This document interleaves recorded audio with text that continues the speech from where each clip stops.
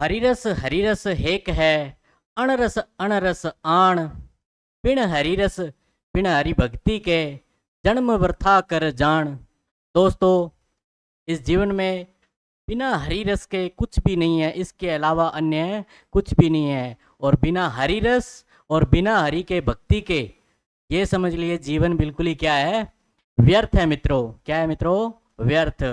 तो इसी के साथ अपने अगला टॉपिक शुरू करते हैं।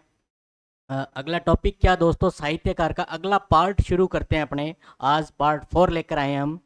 और इस क्लास के अंदर जितने भी साहित्यकार हम हो सकता है, एक एक साहित्यकार जो इम्पोर्टेंट है, परीक्षा उपयोगी है, वह साहित्यकार आपसे हम चाहते भी रूबरू हो जाए, ताकि परीक्षा के समय कोई भी साहित्यकार आपसे छूटे ना परीक्षा के समय में।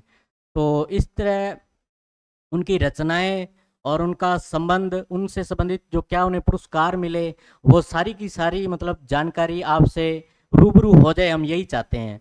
और मित्रों, इसी के साथ हम ये नेक्स्ट पार्ट लेके आए। आप ज़्यादा से ज़्यादा इस क्लास को देखें, और हमारी सारी की सारी क्लासेस, इवन मैथ और पॉलिटी और राजस्थान अध्ययन की जो सीरीज भी चल रही है अलग से ही, वो सारी की सारी क्लासेस आपको अपलोड करी जा रही हैं, सारी की सारी। मित्रों, यूट्यूब पर फ्री ऑफ कॉस्ट है सभी की सभी। ये सारी की सारी क्लासेस ऐसे के ऐसी एज इट इज़ रहेंगी। आप हमारे नोट्स जो हैं एज ए पीडीएफ, वो आपको टेलीग्राम चैनल और हमारे व्हाट्सएप ग्रुप पे भी आपको मिलते रहेंगे। और हमारा व्हाट्सएप ग्रुप और पीडीएफ जो प्राप्त करने के लिए व्हाट्सएप ग्रुप और टेलीग्राम चैनल पे आप हमारा ज्वाइन कर सकते हैं। ये कॉन्टैक्ट नंबर है, और इनसे आप जानकारी, ज़्यादा जानकारी लेना चाहे तो कॉन्टैक्ट नंबर से भी जानकारी ले सकते हैं आप। तो दोस्तों, अपने इस क्लास को शुरू करते हैं। आगे के कुछ और साहित्यकारों से संबंधित अपने बातचीत करते हैं, और साथ साथ में इनको याद करने का भी प्रयास करेंगे। एक प्रयास रहेगा कि क्लास छोड़ते टाइम आपको क्या हो जाए, याद हो जाए। तो देखते हैं मित्रों, अगला साहित्यकार के रूप में फोर्थ पार्ट अपने, ये क्या है, सोमदेव। देखिए मित्रों, सोमदेव क्या है? सोमदेव, सोमदेव कौन थे? तो एक तो याद रखना है, बिसल देव चौहान के दरबारी कवि थे। क्या थे? सोमदेव बिसल देव चौहान के दरबारी कवि। इन्होंने क्या लिखा?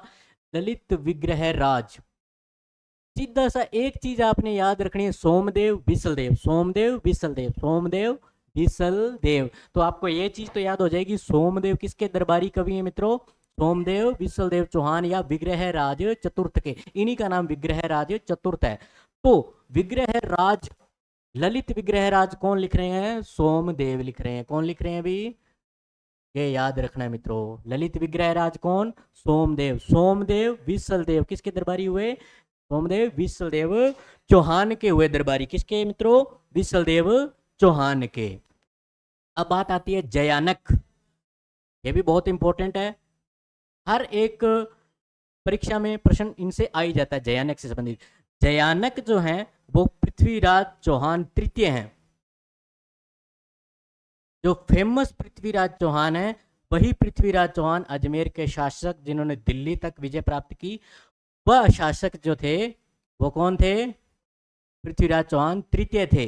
ठीक है, सांबर के चौहानों के मुख्य, सबसे अंतिम हिंदू सम्राट माना जाता है इनको, अंतिम हिंदू सम्राट। ये इनके दरबारी कवि कौन है? जयानक। पृथ्वीराज ने सब कोई जय कर लिया था, सबकी नाक नीची कर दी थी। जयानक, जयानक इनके दरबारी कवि कौन है? पृथ्वीराज चौहान के। तो इन्होंने जो लिखी है, विजय की थी सबकी और, तो पृथ्वीराज विजय जो किसकी रचना है? पृथ्वीराज विजय जो मित्रों रचना है जयानक की। और आपसे पूछे पृथ्वीराज रासो, पृथ्वीराज रासो, तो ये आप जानते हो, पृथ्वीराज रासो चंद्रप्रदेही की रचना है मित्रों। चंद्रप्रदेही भी इन्हीं के दरबारी कवि थे, ये भी याद रखना है।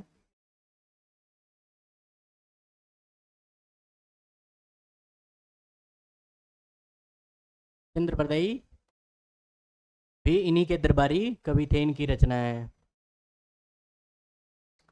राय मुरारी दास, देखो राय मुरारी दास, ये याद रखना। देखो, अमेर के शासक मान सिंह, ठीक है, मान सिंह के क्या थे भाई? दरबारी कवि। मान सिंह के दरबारी कवि है मुरारी दास। इन्होंने क्या लिखा? मान प्रकाश। क्या लिखा, मान प्रकाश लिखा मित्रों, क्या लिखा, मान प्रकाश। मान प्रकाश किसकी रचना है, मुरारी दास की रचना है। देखिए एक और इन्हीं के दरबारी कवि जगन्नाथ, क्या, जगन्नाथ, जगन्नाथ भी मान सिंह के ही दरबारी कवि, जगन्नाथ भी किसके दरबारी कवि हैं, मान सिंह के ही, किसके भी, मान सिंह के। देखो मान प्रकाश पूछे तो मुरारी दास, मुरारी और जगन्नाथ देखो दोनों एक ही व्यक्ति के पर्यायवाची कृष्ण के ही, ठीक है, मुरारी और जगन्नाथ दोनों दोनों एक ही व्यक्ति के पर्यायवाची हैं कृष्ण के, और मुरारी और जगन्नाथ दोनों के दोनों एक ही व्यक्ति किसके दरबारी कवि हैं, मान सिंह के।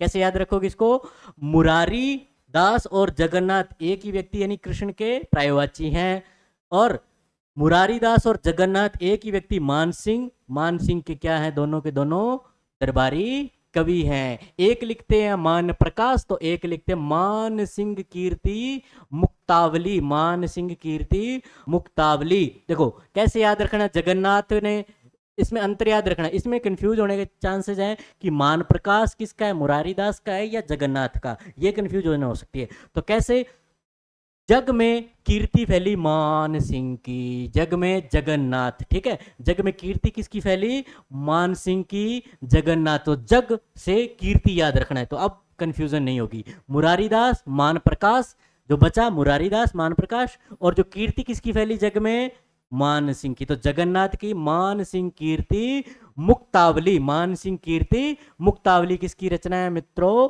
मान सिंह की। कैसे याद रखोगे, मुरारी और जगन्नाथ दोनों कृष्ण के पर्यायवाची हैं, एक ही व्यक्ति के पर्यायवाची, तो जगन्नाथ और मुरारी दोनों के दोनों मान सिंह के ही दरबारी कवि हैं, ठीक है। रही बात कंफ्यूजन की भी, मान प्रकाश किसका है, तो इसमें से एक याद कर लेते हैं, एक अपने आप याद हो जाएगा कि कीर्ति किस में फैली, जग में फैली, किसकी, मान सिंह की, तो मान सिंह कीर्ति मुक्तावली जगन्नाथ, इस तरह से याद रहेगा मित्रों। दलपत राय, देखो दलपत राय राज, दलपत राज, देखो कैसे याद रहेगा, दलपत, पत को शब्द को पकड़ना है, दलपत को, पत से ही क्या है, पत्र है, पत से ही क्या है, पत्र है, और प से ही पवन पश्चिम, पवन पश्चिम मित्रों, क्या, पवन पश्चिम, दोनों के दोनों याद हो गए। दल पत, पत से पत्र प्रशस्ति, पत से पत्र प्रशस्ति, और दलपत राज पै से ही क्या है, पत्र से, पत से पत्र प्रशस्ति, और पै से ही पवन पश्चिम, पवन पश्चिम। ये किसके दरबारी कवि हैं, ये है मान सिंह के भाई माधो सिंह के आश्रित कवि थे, मान सिंह के भाई माधो सिंह के आश्रित कवि थे। अब याद रखना है प्रहलादन, ये आबू के परमार शासक मुंज के छोटे भाई थे, क्या थे भी, आबू के परमार शासक मुंज के छोटे भाई थे प्रहलादन। देखो कैसे, प्रहलादन, पार्थ पराक्रम व्यायोग, पार्थ कौन थे मित्रों, पार्थ अर्जुन का पर्यायवाची है, इसका, अर्जुन का पर्यायवाची। इसको याद करने का तरीका भी बता रहे हैं अभी, देखो यही तो है, पार्थ यानी अर्जुन जैसा पराक्रमी कोई नहीं था, अर्जुन जैसा पराक्रमी कोई नहीं था। पार्थ पराक्रम व्यायोग, पार्थ अर्जुन, पार्थ पराक्रम व्यायोग, ये प्रहलादन, प्र से पार्थ, प्र से पार्थ मित्रों याद रह जाएगा, पार्थ पराक्रम व्यायोग, ठीक है। पार्थ कौन है, अर्जुन। तो आबू के परमार शासक जो है मुंज, सॉरी धारावर्ष, ये धारावर्ष है, मुंज नहीं है। परमार शासक मुंज भी बहुत फेमस राजा रहे हैं और धारावर्ष भी रहे हैं, ठीक है, ये याद रखना है थोड़ा सा, ये धारावर्ष है, ये चीज ध्यान में रखनी थी। तो प्रहलादन धारावर्ष के छोटे भाई हैं, मुंज के नहीं है। ये देखो प्र से पार्थ पराक्रम व्यायोग, और प्र से प्रहलादन, ये चीज याद रखनी। इधर दलपत, पत से पत्र, पत से पत्र, एक याद आ जाएगा पत्र प्रशस्ति, और दूसरा अपने आप याद आ जाएगा पवन पश्चिम। देखो प्रशस्तियां अपने ने बहुत की थी, प्रशस्तियां अपने बहुत की थी, जैसे राय सिंह प्रशस्ति, राय सिंह प्रशस्ति का कौन था, जैन मुनि जेता।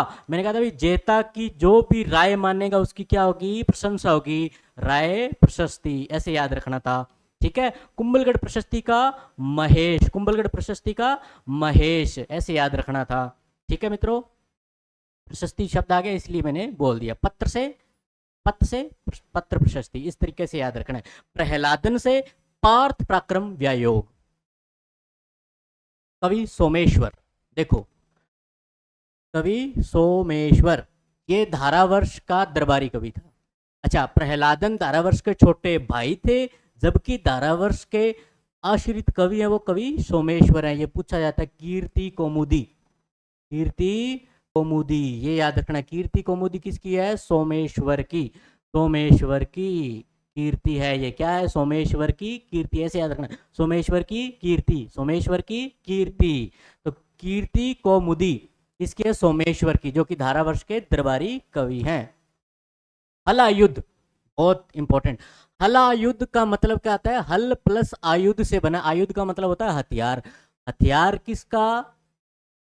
हल किसका हथियार होता है? एक तो होता है जी बलराम का और एक होता है बैल का। देखो कैसे याद रखना है, जब भी पृथ्वी पे हल चलाते हैं तो अपने क्या निकलता है? धान। क्या निकलता है जी? धान। जब भी हल चलाएंगे, हल चलाने के बाद ही धान मिलेगा अपने को, यानी खेती होगी, धान चावल। तो ये याद रखना है, ठीक है। अभिधान रत्न माला, अभिधान रत्न माला, अभिधान रत्न माला। देखो अगर धान उगेगा तो रत्न अपने आप ही मिलेंगे। तो हलायुद्ध, हलायुद्ध मालवा शासक मुंज परमार के क्या थे भी?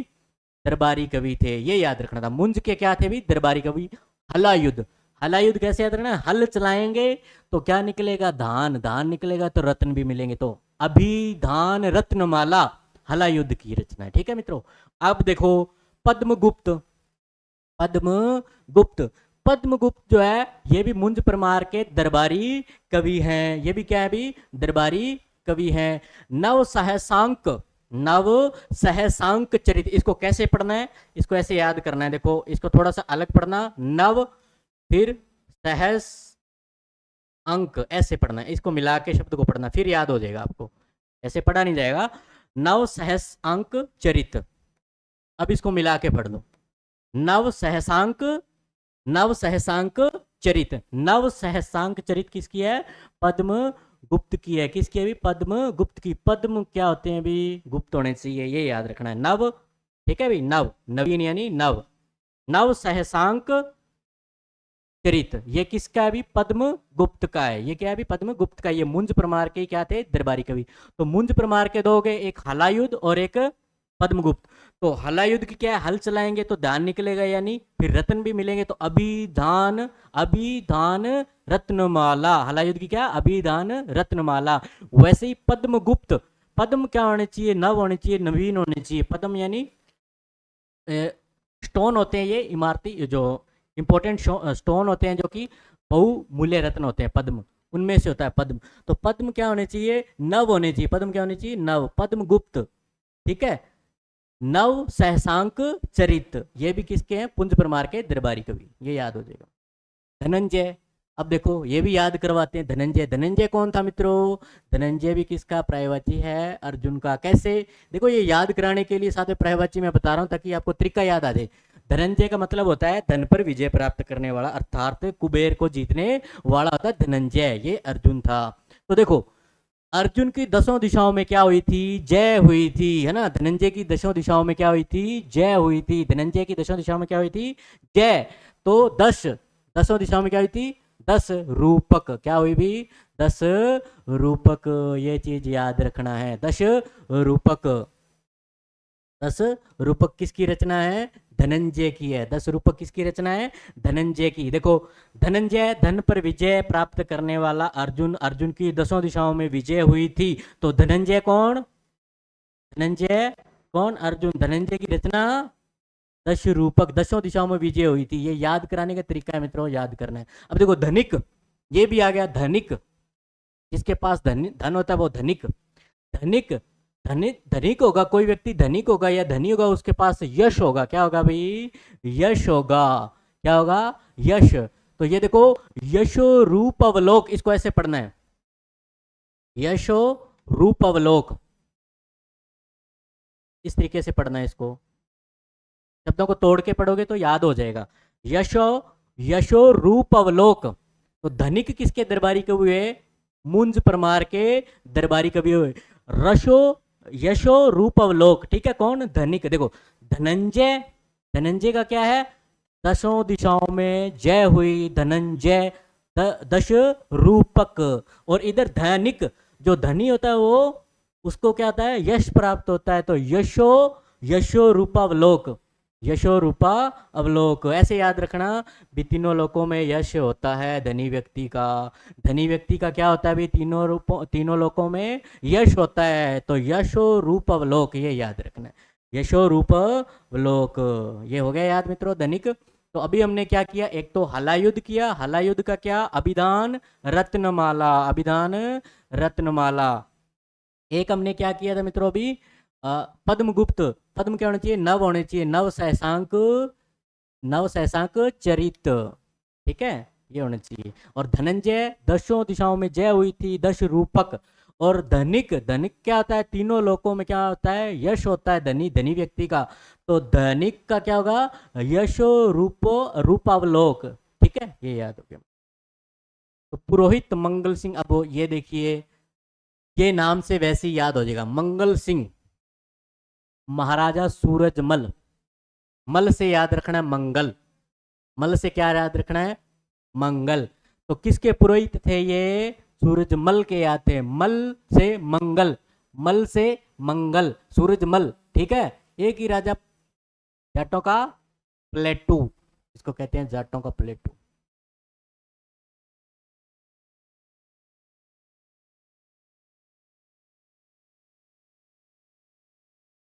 प्लेटू मतलब पठार, छत, एक प्रकार से, ठीक है।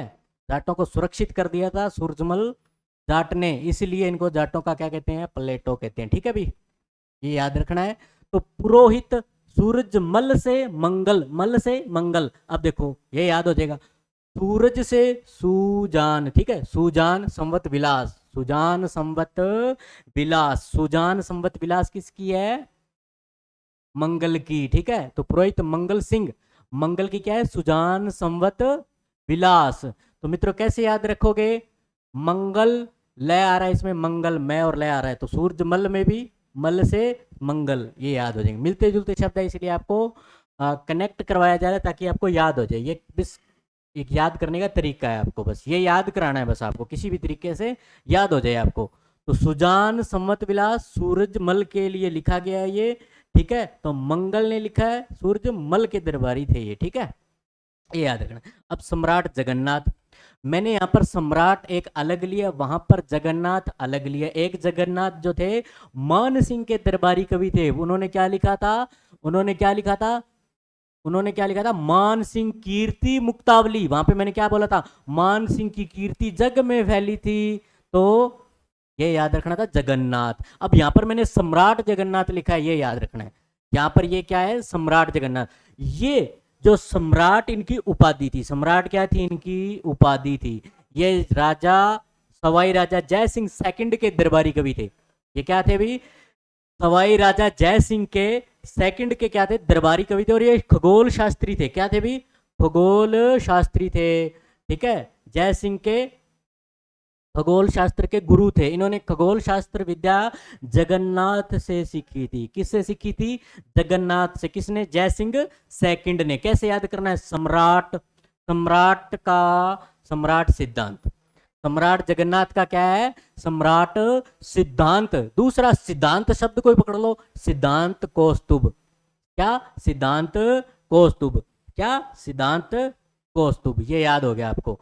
कैसे याद करना है, सम्राट जगन्नाथ जो कि सवाई राजा जय सिंह सेकंड के खगोल शास्त्र के गुरु थे, इन्होंने क्या लिखा, सम्राट इनकी उपाधि थी, सम्राट सिद्धांत लिखा। क्या लिखा, सम्राट सिद्धांत लिखा। सिद्धांत को एक शब्द को और पकड़ लो आगे वाले को, सिद्धांत कौस्तुभ, क्या, सिद्धांत कौस्तुभ। ये दोनों रचनाएं किसकी है, सम्राट जगन्नाथ की। अब सवाई जय सिंह सेकंड खुद इतने बड़े विद्वान थे, ये खगोल शास्त्र के ये खुद ज्ञाता थे, ठीक है। अभी अभी इन्होंने जगन्नाथ से खगोल विद्या सीखी है। तो इन्होंने क्या कर दी मित्रों, जीज मोहम्मद शाही, ये क्या कर दी, ग्रहों की शुद्ध सारणी बना दी इन्होंने। क्या कर दी भी, ग्रहों नक्षत्रों की शुद्ध सारणी। इनका मानना यह था कि पूरे वर्ल्ड के अंदर अभी तक ग्रहों पर अच्छे से स्टडी नहीं हुई, अभी तक अच्छी स्टडी नहीं हुई। तो इन्होंने खगोल पहले तो सीखा, फिर उसके बाद इन्होंने एक सारणी बना दी, यानी एक टेबल बना दी, जिस टेबल के अकॉर्डिंग ग्रहों के गति का अध्ययन कर सकते हैं। देखो मित्रों कितना जबरदस्त ज्ञान इनको, ग्रहों की गति का अध्ययन, इसको बोलते हैं जीज मोहम्मद शाही। ये मोहम्मद शाह के अंडर में थे, इसलिए मुगल बादशाह मोहम्मद शाह के अंडर में थे, इसलिए मोहम्मद शाही, उनके नाम पर इन्होंने जीज मोहम्मद शाही लिखी। ये है क्या, तो नक्षत्रों की क्या है, शुद्ध सारणी है ये, ठीक है, ये चीज रखना है। और एक इन्होंने लिखी जय सिंह कारिका, जय सिंह कारिका, ये ज्योतिष से संबंधित है, ज्योतिष से संबंधित है। देखो ज्योतिष पूरा का पूरा किस पे टिका हुआ है, पूरा पूरा खगोल शास्त्र पे टिका हुआ है, ठीक है। तो जय सिंह कारिका सवाई जय सिंह सेकंड है, ये सवाई जय सिंह सेकंड है। सवाई का मतलब क्या होता है, सवाई का मतलब होता है मित्रों, एक होता है पौना, एक होता है एक, और एक होता है सवा। तो ठीक है, ये सवा वाला सवाई है, ये 1.25 है ये, ठीक है भाई, सवा है, 25% अधिक है ये मतलब है इसका। सवाई जय सिंह, सवाई का मतलब क्या होता है, सवा होना, मतलब किसी से सवाया होना, ठीक है। तो ये सवाई जय सिंह सेकंड थे, इनकी उपाधि ले ली थी इन्होंने।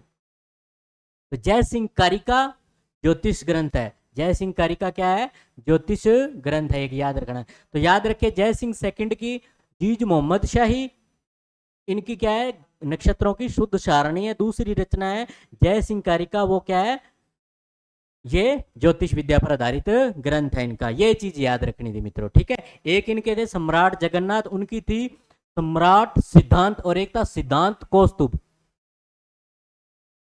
कवि राजा भोज, ये वही राजा हैं, कहाँ राजा भोज कहाँ गंगू तेली, वही राजा हैं ये राजा भोज, ये बड़े ही फेमस, ऑल ओवर वर्ल्ड के अंदर फेमस राजा भोज हैं।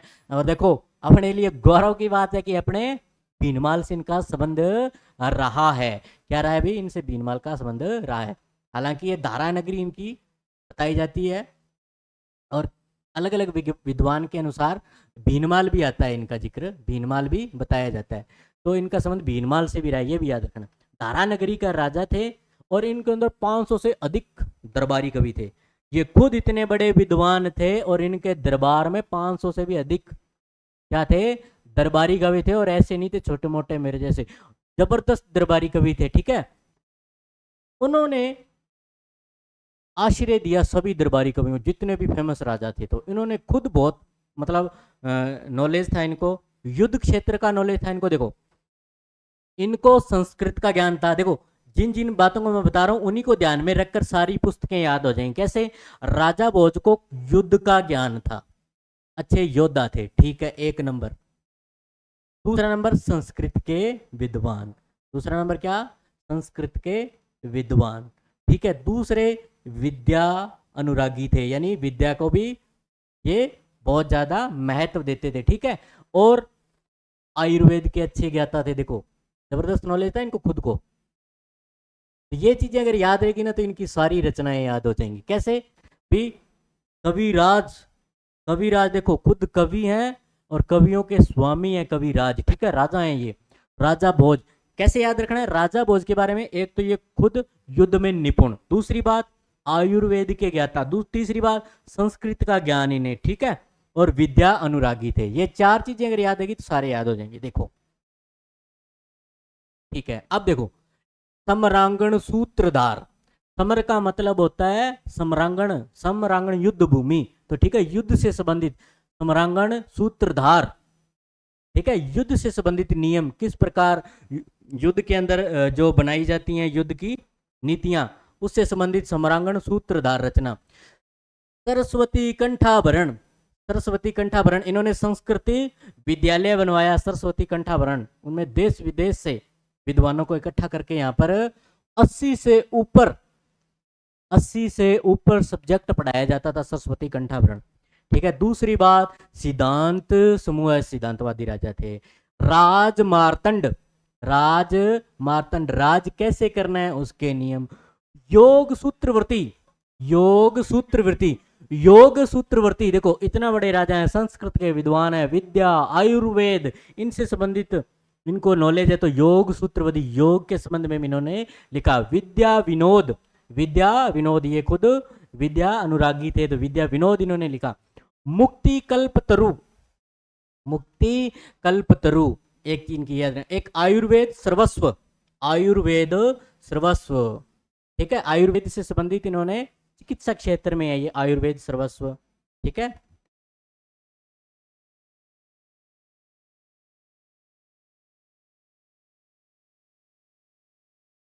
आयुर्वेद क्षेत्र।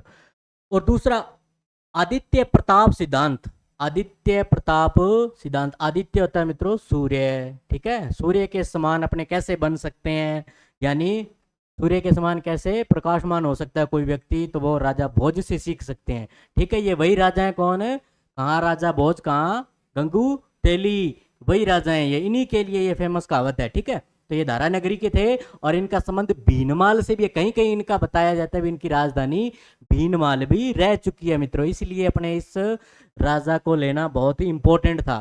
तो कैसे याद रखेंगे, युद्ध, संस्कृत, विद्या, आयुर्वेद, योग, इनको नॉलेज था। तो सबके बारे में लिखा है, सम्रांगण सूत्रधार, सरस्वती कंठाभरण, सिद्धांत समूह है, राजमार्तंड, योग सूत्रवर्ती, आयुर्वेद सर्वस्व, विद्या विनोद, आदित्य प्रताप और मुक्ति कल्पतरु। ठीक है, जब इनका देहांत हुआ, तो जब इनका देहांत हुआ तो ऐसा कहा जाता है कि पूरी पृथ्वी और जो पूरी जो विद्या और विद्वान है वो क्या हो गए, निराश्रित हो गए थे, क्या हो गए थे, अनाथ हो गए थे, ऐसी इनके लिए एक लोकोक्ति है। ठीक है, फेमस।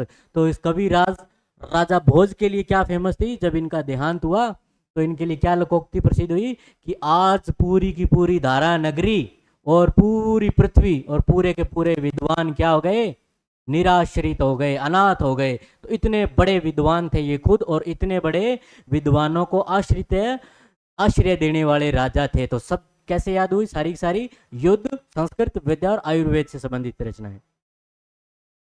मेरु तुंग इनके दरबारी कवि थे मित्रों, मेरु तुंग इनके क्या थे भी, दरबारी कवि थे। राजा भोज के दरबारी कवि कौन थे भाई, मेरु तुंग, बहुत फेमस हैं। 500 से अधिक विद्वान थे, तो नाम गिनाना तो बहुत मुश्किल है भाई। ठीक है, मेरुतुंग, प्रबंध चिंतामणि, प्रबंध चिंतामणि, ये याद रखना है, प्रबंध चिंतामणि। कवि माघ के बारे में भी आता है, कवि माघ भी इन्हीं के दरबारी कवि रह चुके हैं, क्योंकि इनका संबंध भीनमाल से रह चुका है। और भीनमाल के कौन थे, कवि माघ थे। तो कवि माघ किनके दरबारी हैं, इनके बारे में ये याद रखना है थोड़ा सा। ठीक है, एक मेरुतुंग, मेरुतुंग प्रबंध चिंतामणि, मेरी मेरुतुंग। ठीक है भाई, चिंतामणि, मेरे रहते हुए चिंता नहीं करनी, ये याद रखना है, मैं सब प्रबंध कर दूंगा। मेरुतुंग, तंग नहीं होना मेरे रहते हुए। ठीक है, ये याद रखना है, मेरे रहते हुए तंग नहीं होना, मेरुतुंग, सब प्रबंध कर दूंगा, चिंता नहीं करनी, चिंतामणि। ठीक है मित्रों, याद हो गया, मेरे रहते हुए तंग नहीं होना, चिंता नहीं करनी, सब प्रबंध कर दूंगा, आपके नोट्स के सारे प्रबंध कर दूंगा मित्रों, प्रबंध हो जाएगा, मेरे रहते तंग नहीं होना है। तो प्रबंध चिंतामणि ये मित्रों मेरुतुंग की है, और किसके हैं, भोज के दरबारी कवि।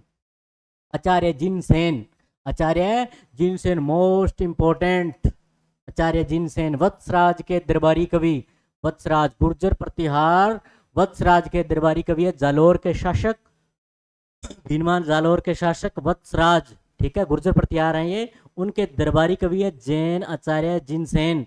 इन्होंने हरिवंश पुराण लिखा, क्या लिखा भाई, हरिवंश पुराण, ये प्राकृत भाषा में है हरिवंश पुराण। और उद्योतन सूरी भी वत्सराज के दरबारी कवि थे, इनकी रचना क्या थी, कुवलय माला थी,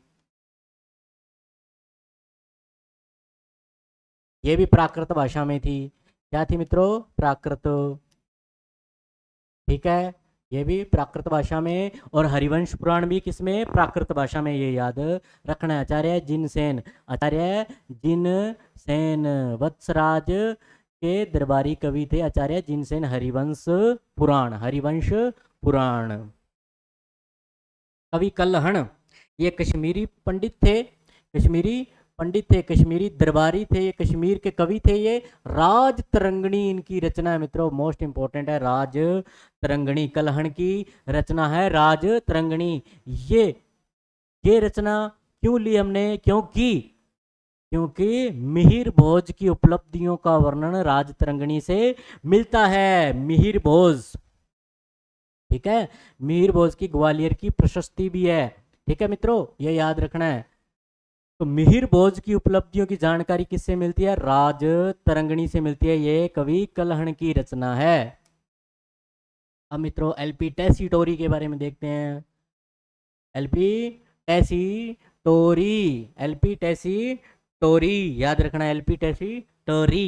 देखो इटली, इटली से टोरी, इटली, ठीक है, याद हो गया। टोरी से टेसीटोरी, टेसे इटली, इटली, एलपी टेसीटोरी। देखो बीकानेर कार्यस्थली रही इनकी, बीकानेर क्या रही, कार्यस्थली, ठीक है। इनका जन्म तो मूलतः इटली से थे, लेकिन इनका जो देहांत है वो बीकानेर में हुआ है, और इनकी समाधि भी क्या है, बीकानेर के अंदर ही है। और इनकी समाधि को ऊंट की समाधि कहते हैं मित्रों, क्या कहते हैं, ऊंट की समाधि कहते हैं, ये याद रखना है।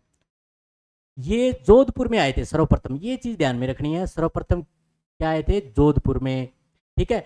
जोधपुर में थे अपने रामकरण आसोप, रामकरण आसोप के कांटेक्ट में आए थे। इन्होंने यहाँ से इनको बहुत सहयोग किया था, ठीक है। क्या करने के लिए, अपने भाषाओं का सर्वेक्षण करने में सहयोग किया था रामकरण आसोप ने जोधपुर में, ठीक है। उसके बाद जैसे राजस्थानी ग्रंथों के संकलन में सहयोग दिया। जोधपुर के बाद ये बीकानेर में आए, उसके बाद इन्होंने कर्मस्थली किसको बना लिया, अपनी बीकानेरी। याद रखना है भी, सबसे पहले एलपी टेसीटोरी आए कहां, जोधपुर में, ठीक है, इतना ध्यान रखना है। जैसे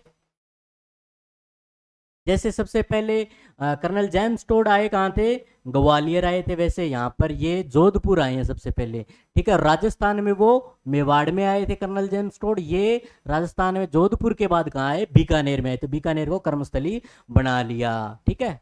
ये चीज ध्यान रखनी है, बीकानेर में बीकानेर कर्मस्थली बनाया। उसके बाद जो महाराजा गंगा सिंह है, इन्होंने, गंगा सिंह जी ने, महाराजा गंगा सिंह ने क्या, एलपी टेसीटोरी की विद्वता से प्रभावित होकर इनको क्या किया, जो भारत की भाषाओं का सर्वेक्षण और इनकी जिम्मेवारी इनको दिया था, संकलन करने की जिम्मेवारी गंगा सिंह जी ने दिया था इनको, ये याद रखना, ठीक है। तो राजस्थान के चारण साहित्य का सर्वेक्षण, ये इनकी पुस्तक है, यही तो, ठीक है भी, ये चीज ध्यान रखनी। इनके गुरु थे जैनाचार्य विजय धर्म सूरी, और कर्नल जेम्स टोड के गुरु कौन थे, यतिनाथ, ठीक है, ये याद रखना है।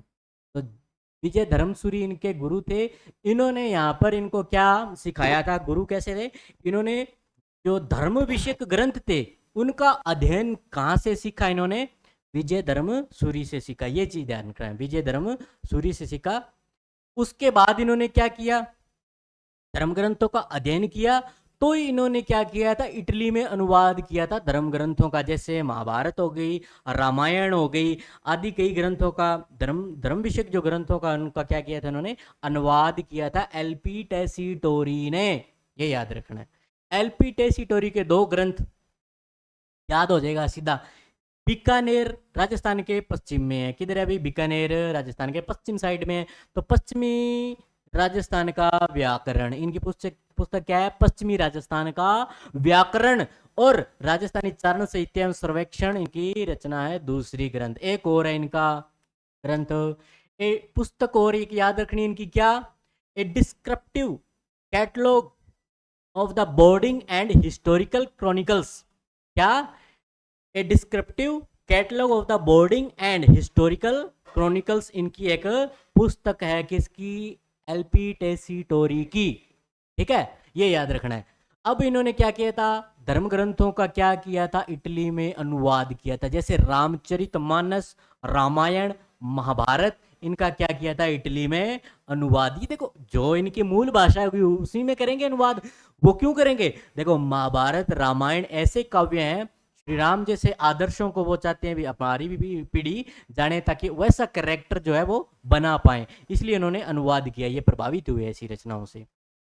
एक चीज और, वैली कृष्ण रुक्मणी और राव जैतसिरो छंद का किया इन्होंने संपादन किया। एक आपको मैंने बताया था भी, वैली कृष्ण रुक्मणी रचना किसकी है, पृथ्वीराज राठौड़। कवि दुर्साहटा ने इसको 5वां वेद और का क्या कहा है, 19वां पुराण, और कर्नल जेम्स टोड ने इसको कहा है 10,000 हाथियों के बल के समान माना है। दूसरा, वैली कृष्ण रुक्मणी डोला मारू राधुआ विसल देव रासो की खोज किसने की, खोज की अगरचंद नाहटा ने, ये याद रखना है, खोज की अगरचंद नाहटा ने, अगरचंद नाहटा ने क्या की थी, खोज की थी मित्रों वैली कृष्ण रुक्मणी की, ये याद रखना।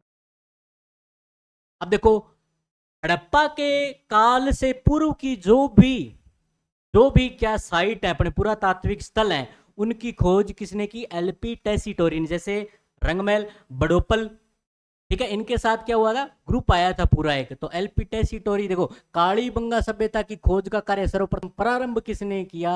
तो एलपी टेसीटोरी ने किया मित्रों। रंगमहल की, बड़ोपल की, रतनगढ़ की, ये जो साइट्स हैं, इनकी पुरातात्विक स्थलों की खोज किसने की? एलपी टेसीटोरी ने, इन्होंने प्रारंभ किया। और 1919 के अंदर ही क्या हुआ? बीकानेर में इनका क्या हुआ? देहांत हो गया। बीकानेर में एलपी टेसीटोरी की क्या है अभी? एलपी टेसीटोरी की समाधि है।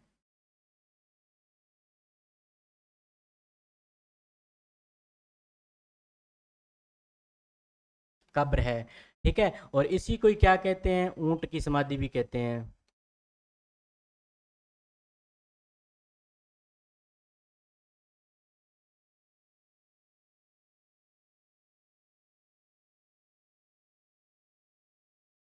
ये चीज ध्यान में रखनी है थोड़ा सा, एलपी टेसीटोरी के बारे में।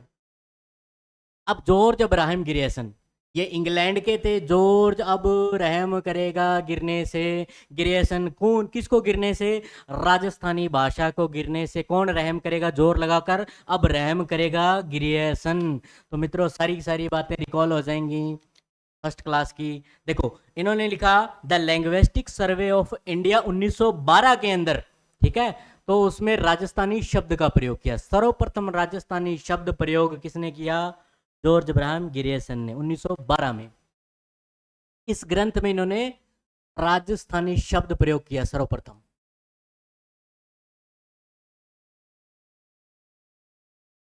राजस्थानी भाषा के लिए सर्वप्रथम राजस्थानी शब्द का प्रयोग किसने किया? जोर लगाकर जॉर्ज अब्राहम गिरियसन ने, ठीक है। ये चीज ध्यान में रखनी है। एक इनका ग्रंथ और है, द लैंग्वेस्टिक सर्वे ऑफ इंडिया। इसका मतलब, इसका हिंदी में मतलब होता है भारतीय भाषाओं का सर्वेक्षण। हिंदी में इसको क्या कहेंगे? भारतीय भाषाओं का सर्वेक्षण। इसको हिंदी में लिख लेते हैं यहां पर इसके नीचे ही, भारतीय भाषाओं का सर्वेक्षण।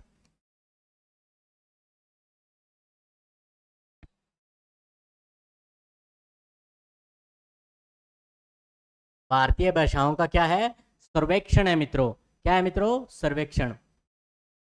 भारतीय भाषाओं का सर्वेक्षण, ठीक है। ये चीज ध्यान में रखनी है, भारतीय भाषाओं का सर्वेक्षण। एक इन्होंने ग्रंथ और लिखा है, मॉडर्न वर्नाक्यूलर। ये वरना है रे,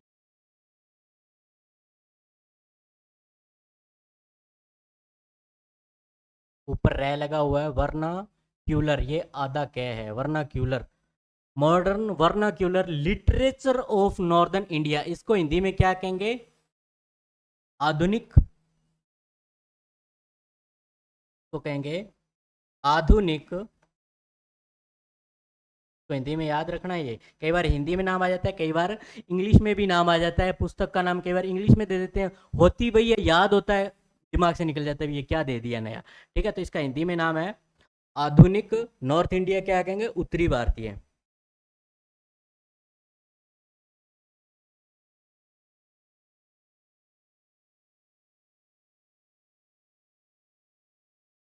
लिटरेचर को कहते हैं साहित्य, और वर्नाक्यूलर कोश, ठीक है, विषयक कोश, ठीक है, भारतीय विषयक कोश।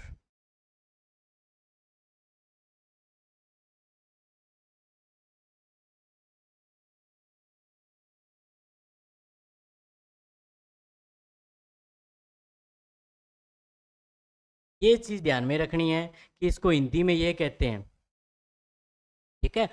भारतीय भाषा विषय कोश, मूल नाम इसका हिंदी में ये बनता है modern vernacular literature of the northern India.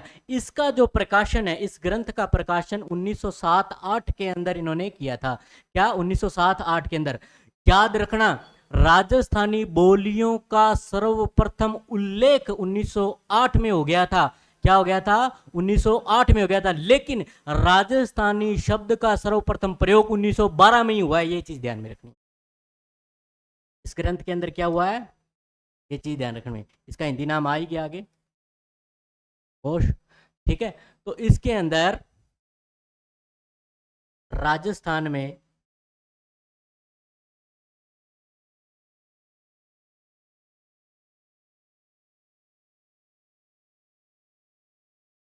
Rajasthan में बोली जाने वाली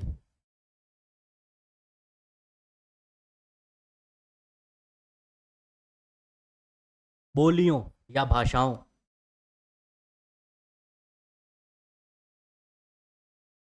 भाषाओं का सर्वप्रथम उल्लेख किया था।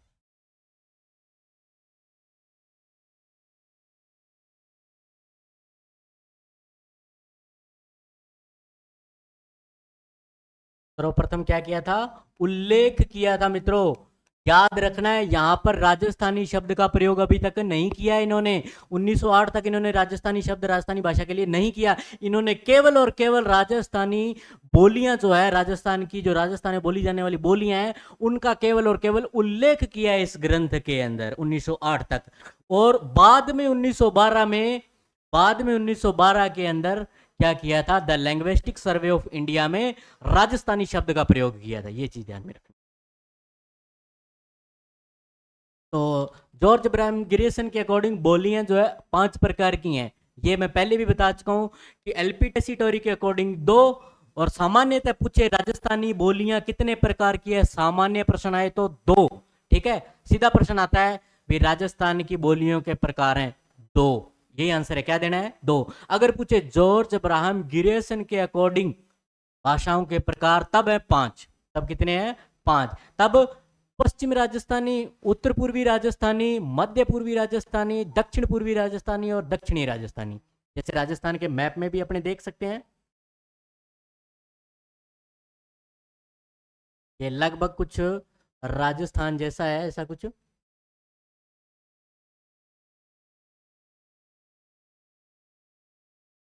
तो यहां पर देखेंगे अपने पश्चिमी राजस्थानी, यानी ये वाली सारी सारी सारी क्या है? ये मारवाड़ी है। उत्तर पूर्वी, उत्तर और पूर्वी, ये सारी की सारी क्या है? उत्तर पूर्वी है। मध्य पूर्वी, यहां पर जो सारी की सारी है क्या है? मध्य पूर्वी है। दक्षिण पूर्वी, दक्षिण पूर्वी यानी ये वाली जो बोली है वो सारी की सारी क्या है? दक्षिण पूर्वी है। और बाकी जो बची ये सारी की सारी क्या है? दक्षिणी। तो इस प्रकार से ये बोलियां बांटी गई हैं। ठीक है मित्रों, इधर मालवा प्रदेश है, मालवी, रांगड़ी, मालवी और रांगड़ी, ये चीज है। इधर मारवाड़ी, ठीक है। इधर ढूंढाड़ी और इधर मेवाती और अहिरवाटी, बीच में जो ढूंढाड़ी है, ये बीच में क्या है? ढूंढाड़ी और हाड़ौती है। ये चीज ध्यान में। और दक्षिण में निमाड़ी, इसको दक्षिणी राजस्थानी भी कहते हैं। निमाड़ी को क्या कहते हैं? दक्षिणी राजस्थानी भी कहते हैं, ये भी कह सकते हैं।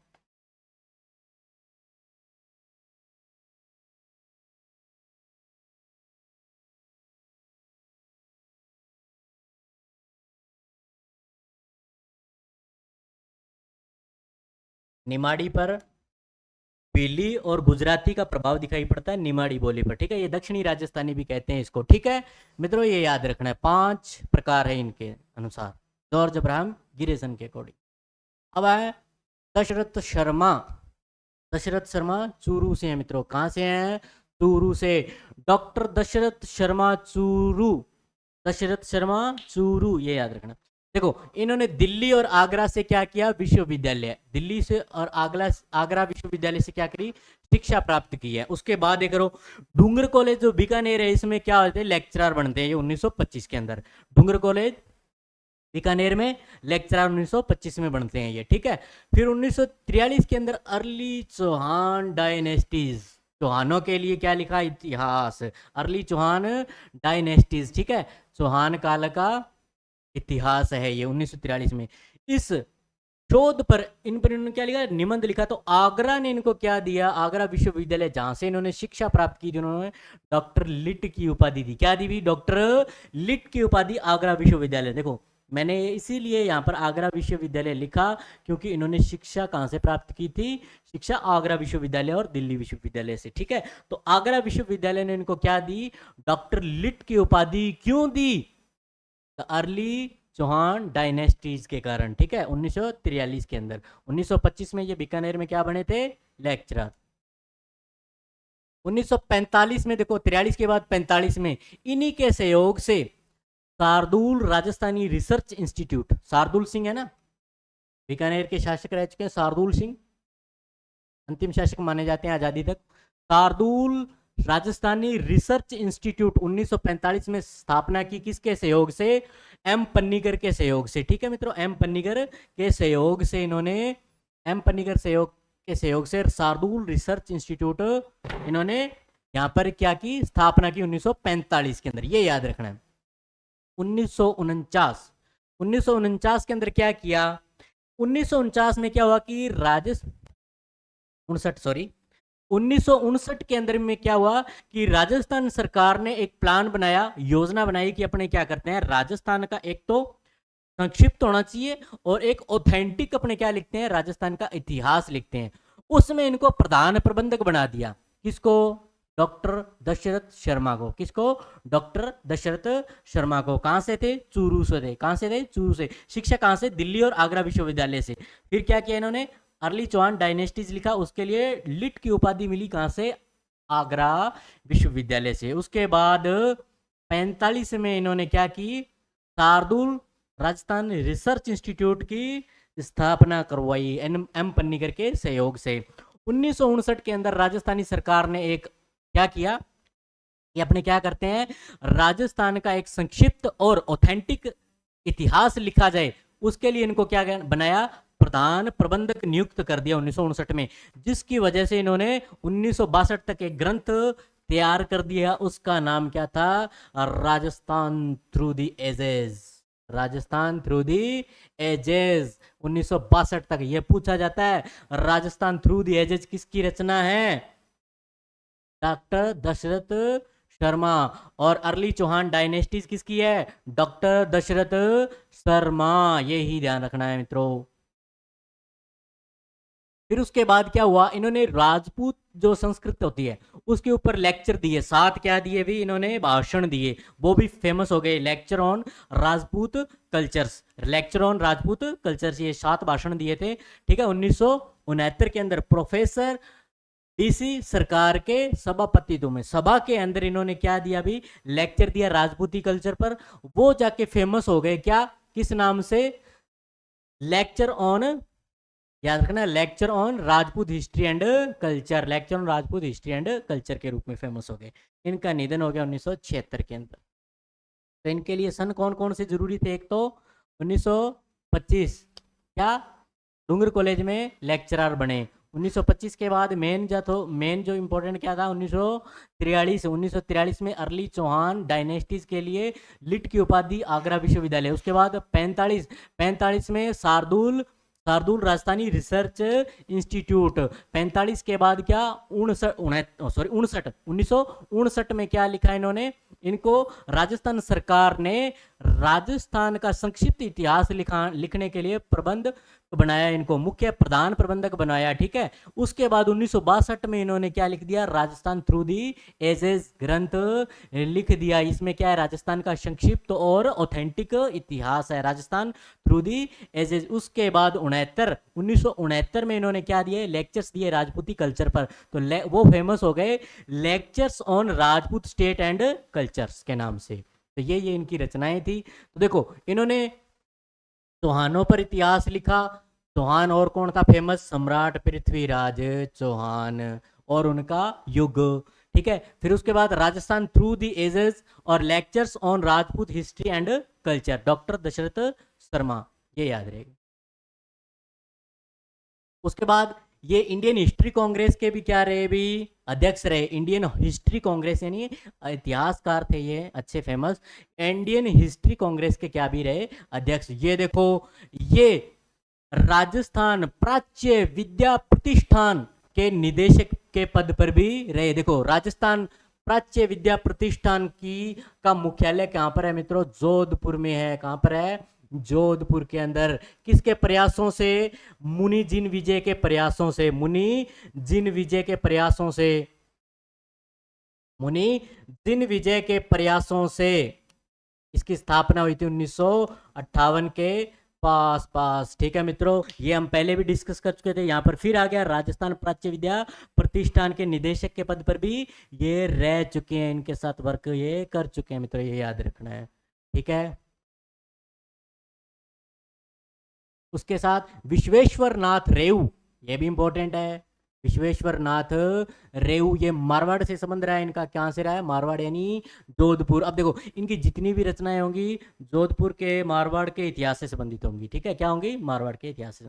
अच्छा, इनके प्रेरणा स्रोत क्या थे? कर्नल जेम्स टोड थे। अब देखो, ये भाषा मैंने लिखा है भी, एक तो इनको संस्कृत का नॉलेज अच्छा था। देखो, इनकी रचनाएं संस्कृत और अंग्रेजी दोनों शब्द से मिले होंगे।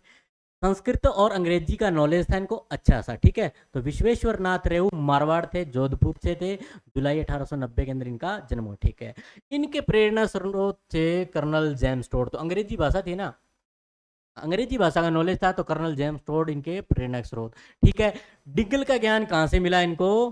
गौरी शंकर हीराचंद ओझा से। कहाँ से मिला? गौरी शंकर हीराचंद ओझा से। देखो, जोधपुर के महाराजा सुमेर सिंह ने इनको क्या किया था? अपनी सरकारी सेवा में क्या किया था? इनको नियुक्त किया था। ये याद रखना, 1951 में। देखो, जोधपुर यानी मारवाड़ से इनका संबंध था। फिर संस्कृत अंग्रेजी भाषा के विद्वान थे, अंग्रेजी भाषा के विद्वान थे, तो कर्नल जेम्स टोड इनके क्या थे?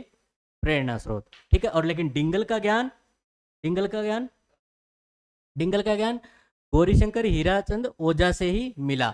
अब देखते हैं मित्रों, इनको सुमेर सिंह ने जोधपुर में राजकीय सेवा में रखा। तो इनकी जो रचनाएं हैं मित्रों, मारवाड़ से मिलती जुलती है। देखो, एक इंपॉर्टेंट, मारवाड़ यानी राष्ट्रकूट यानी राठौड़। ये कौन है? राठौड़। तो हिस्ट्री ऑफ राष्ट्रकूट मारवाड़ से संबंधित हो गया। फिर मारवाड़ राज्य का इतिहास मारवाड़ से संबंधित हो गया। कॉइन्स ऑफ मारवाड़ यानी मारवाड़ के सिक्कों के बारे में लिखा, कॉइन्स ऑफ मारवाड़। ठीक है, उसके बाद दो ही बचती हैं, क्या? अभी याद कराते हैं। जैसे भारत के प्राचीन राजवंश, कैसे याद होगा? देखो, इन्होंने क्या किया? ऋग्वेद, ऋग्वेद का सामाजिक और ऐतिहासिक सार दिया। इन्होंने क्या दिया? ऋग्वेद का सामाजिक और ऐतिहासिक सार दिया। तो ऋग्वेद संस्कृत में है, इनको मैंने यही तो बताया था, संस्कृत और इंग्लिश का अच्छा ज्ञान था। तो ऋग्वेद का सामाजिक और ऐतिहासिक सार दिया इन्होंने। तो इन्होंने इंग्लिश में भी लिखा, हिस्ट्री ऑफ द राष्ट्रकूट्स। ठीक है, कॉइन्स ऑफ मारवाड़, ये इंग्लिश में लिखे देखो इन्होंने। तो मारवाड़ राज्य का इतिहास, प्राचीन भारत के राजवंश, ये चीज याद रखनी।